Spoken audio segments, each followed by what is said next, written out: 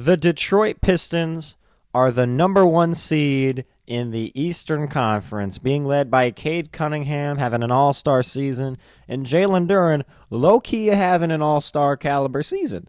I'm not going to lie. This is incredible because let me ask you a question.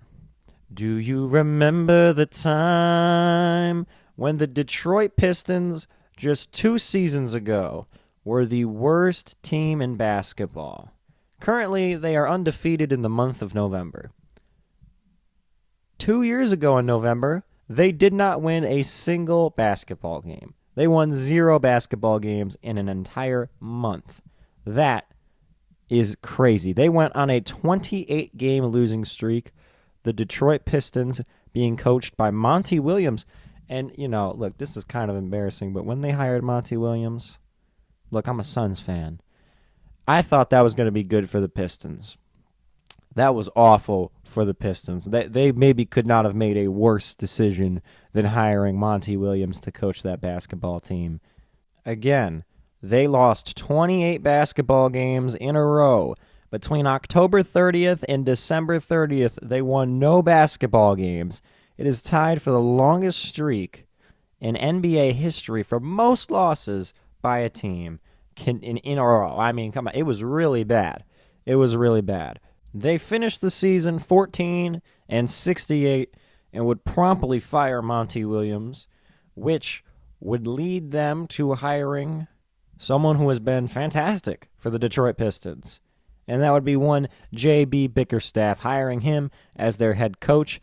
And they literally won 30 more basketball games. The Detroit Pistons went from 14-68 to 44-38, making the playoffs for the first time since like 2018, I think. It was the first time in 7 years they had made the playoffs. They went to 6 games against the Knicks in a very competitive series. Cade Cunningham was an all-star, and so far into this season, Cade Cunningham is going to be an all-star again because Cade Cunningham is that good, and it looks like Jalen Duren might be an all-star. Jalen Duren is currently averaging 19 points, 11 rebounds, 1 steal, and 1 block per game. He is averaging 8 more points this season than he was last season. And, when they brought in J.B. Bickerstaff, the Detroit Pistons kind of brought back this bad boy Pistons era physicality to the way they play basketball.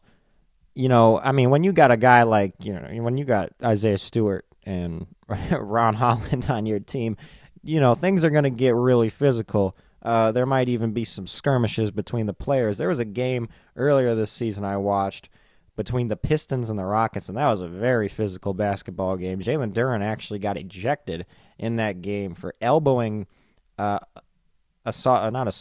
Thompson in the face. There was a few technicals handed out in that game, quite a few technicals actually. So that was a very long game due to all the stoppage for potential flagrants. And the Pistons currently are 3rd in defensive rating in the NBA, only behind the Nuggets and the Oklahoma City Thunder. So that, those are some names you want to be, you want your team to be in the same conversation as those teams. Those are very successful teams. And with the way the Pistons are playing, I saw someone say, don't be surprised if they make a run for the finals. And with how good Cade Cunningham is, and with the fact this roster is pretty good, I could see it happening. Now, me personally, you ask me, I think the New York Knicks are going to make it out of the East, but as of right now, you can't say that they are the best team in the Eastern Conference. Now, the Knicks flip the switch when they get to the playoffs. But who's to say the Pistons can't do that either? I would love to see a rematch. I would love for the Eastern Conference Finals to be the New York Knicks versus the Detroit Pistons, because I loved their series last year, and I guess it kind of ended controversially in Game 5, where Josh Hart there was a no call on Josh Hart fouling someone at the 3-point line at the end of the game. Might have been Tobias Harris, and Josh Hart was like, "Yeah, might have been a foul, might not have been a foul. Game's over." But what's kind of crazy to think about with the Pistons is, with Cade Cunningham's already a pretty well-rounded player, and he's still super young. This team is very young, which is, I think that's a good thing because, you're going to see these guys grow into better players. They're not even at their peak yet. Cade Cunningham, very young player. What is he, like 24? Jalen Duren, early 20s. Asar Thompson, early 20s. These are their core guys. Jaden Ivey, Ron Holland, they're in their second, third seasons each. I'm still waiting. Jaden Ivey still needs to come back to the Detroit Pistons. He's still injured. Been injured for a while. I'd love to see, the Pistons. Jaden Ivey is let me check real quick. Yeah, Jaden Ivey was averaging 17 points last season before he got injured.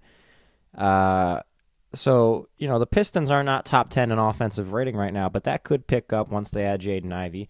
Then at that point, you have a lineup of Cade Cunningham, who's an all-star, Jaden Ivey, who is a great scorer, Asar Thompson, who is great on defense, Tobias Harris, who's a good shooter to have on your team, Jalen Duren, who's possibly an all-star, and he's pretty good at defense as well, And then coming off the bench, you'd have guys like Ron Holland, Marcus Sasser, Isaiah Stewart, Duncan Robinson, Karis LeVert, Javonte Green, Paul Reed.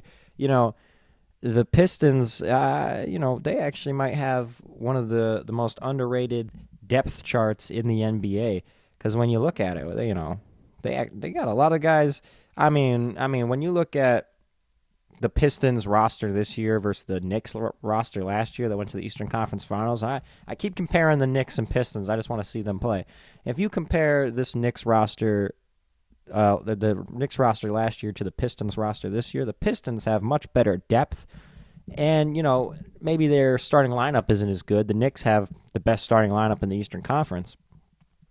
But, the Pistons as a team might be more top to bottom, not as top heavy, I should say, as the Knicks were last year.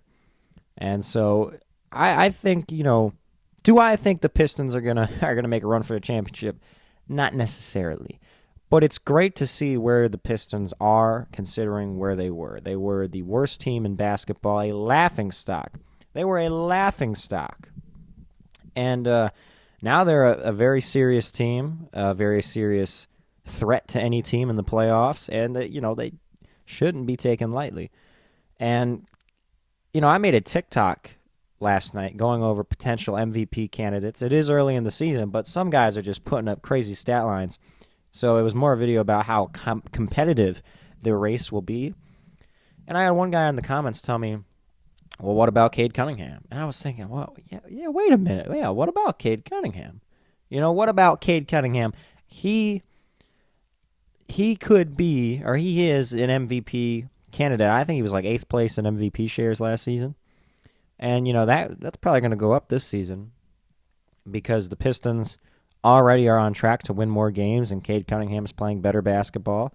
He's going to be an all-star, probably, maybe even all-NBA. But I think the lesson of this video is, be like Cade Cunningham. When times are tough, just put your head down and keep going into work, and it'll all pay off. And also, don't hire Monty Williams to coach in Detroit. That was a really bad idea.